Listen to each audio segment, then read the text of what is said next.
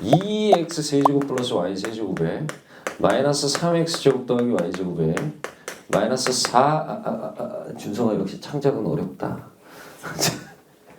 잘해보자. 자, 이 누가 비웃고 있어? 불쾌하다. 비웃지 마. 누구랑 얘기하고 있는 거니? 이렇게? 오케이.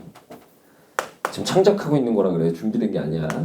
값을 구하라 그러면 첫 번째 생각, 두 번째 생각밖에 없어요. 두 번째 생각은 잘 안 될 것 같고 보통 대부분 어떤 생각을 할까? 하나, 둘, 셋. 그렇죠. 생각을 어떻게 말합니까? 곱셈 공식으로 정리를 하고 있을 거예요. x 더하기 y의 세제곱 마이너스 3xy x 더하기 y고 x 더하기 y 제곱에 마이너스 2xy고 x 더하기 뭐 이렇게 있고 같다. 하나씩 다 때려 넣으면 되겠다. 다 대부분 이렇게 생각을 하죠. 자, 우리는 근과 계수와의 관계에서 반드시 짚고 넘어가야 될 것에 대한 덕목이 원래 원칙상 크게 세 가지예요. 몇 가지요? 세 가지인데 머릿속에 항상 하나밖에 없어요. 굉장히 아쉽죠?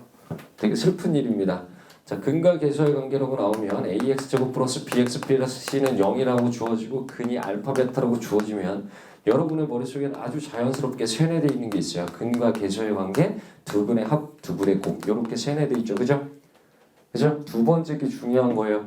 두 번째 건 뭐냐면요. 근과 계수의 관계를 하더라도 실제로 단순하게 두 근의 합, 곱만 쓰는 경우 외적인 것까지도 생각을 해줘야 되는 건데 잘 안 한다는 거지.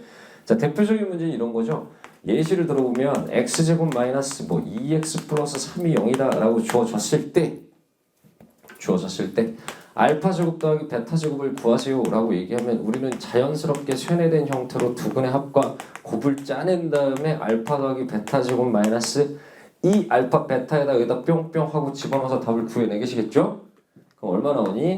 4 빼기 6이니까 마이너스 이렇게 구하는 건데 사실상 이 방법 말고도 꼭 생각하셔야 되는 게 뭐냐면 알파 베타가 근이라면 우리는 알파와 베타를 대입한 식도 써먹을 수 있다라는 것도 같이 병행해서 쓰는 거예요. 무슨 말인지 알겠니? 머릿속에 거의 대부분 첫 번째만 생각하고 가시는데 두 번째도 같이 병행하셔야 됩니다.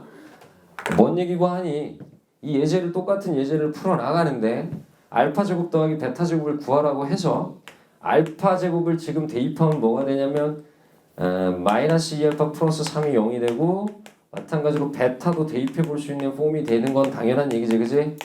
우리가 만약에 이거 둘 더해버리면 알파 제곱과 베타 제곱을 더했을 때는 2항해서 더하는 거 아니냐, 그렇죠? 그럼 2알파 빼기 3과 2베타 빼기 3을 더하니까 2알파 더하기 베타 빼기 6이 될 거라는 거지, 그지? 그리고선 여기에 알파 더하기 2를 대입해서 답을 이렇게도 내볼 수 있다는 얘기야. 그러면 당연히 답은 어떻게 나오냐면 여러분의 대답은 어떻게 나오냐면 선생님 이거 너무 붕신 같은데요? 뭐 이렇게 풀어요? 이렇게 풀면 그만인걸? 이라고 생각하는 친구들이 대부분이죠. 하지만 문제점은 뭐냐면 실전 문제는 이런 식으로 등장한다는 거예요. 알파 제곱 빼기 2알파 플러스 4분의 베타 플러스 베타 제곱 마이너스 2베타 플러스 4분의 알파 이딴 식으로 나오면 그럼 어떻게 하겠느냐 이런 얘기야. 이딴 식으로 하는 경우에 대해서 다시 한번 정리하자. 사실 그냥 이 문제는 알파 제곱 더하기 베타 제곱을 구하라고 한다면 두 근의 합과 곱을 잘 콜라보해서 구하면 되는 것을 굳이 구태여 알파를 대입하고 베타를 대입해서 이딴 식으로 푸는 건 너무 멍청하고 맹꽁한 방법 같아요 라고 생각을 하고 이 방법을 무시해버린 친구는 이 문제를 풀 때 놀랍게도 통분합니다. 여기서 대부분의 학생들이 통분한다고 말하지 않을게요. 이건 좀 마이너한 테마라서 한 절반 조금 안 되게 통분을 생각할 수 있습니다.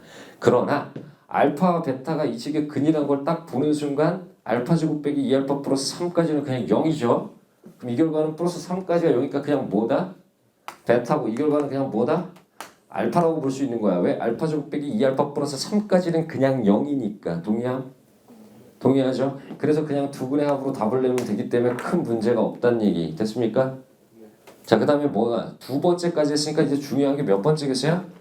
세 번째가 있단 말이에요. 세 번째 쓸 공간이 없네. 세 번째 쓸 공간이 없으니까 세 번째 경우에 대해서는 여기다 쓰겠습니다. 잘 보세요.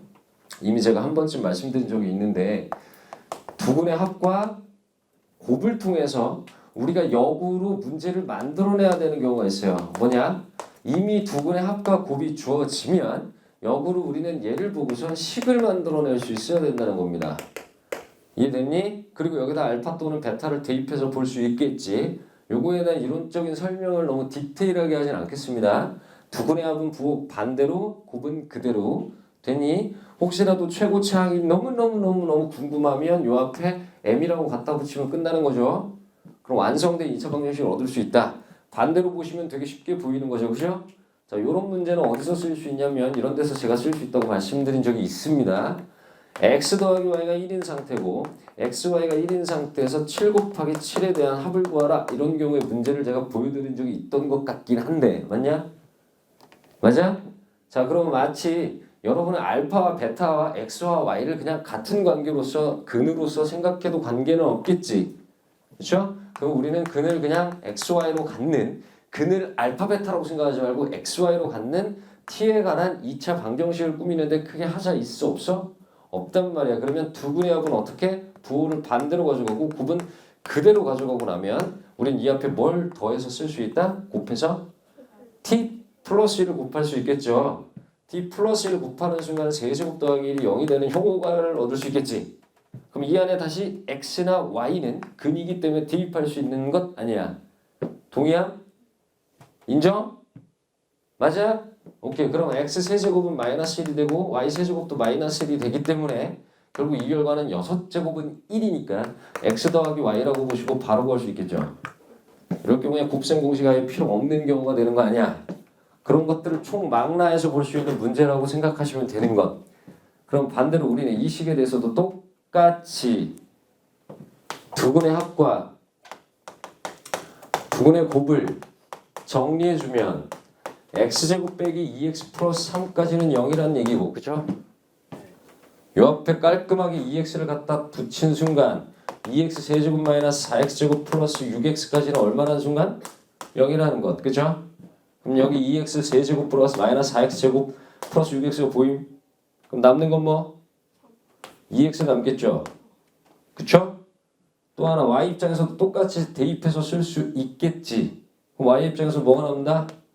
2y가 남는다. 결국엔 이 값을 구하라는 문제로 되게 심플해지는 것. 슬 x 더하기 y의 세제곱 빼기 3xy 뭐 그 땡지랄을 할 필요가 없겠죠. 이해됐습니까?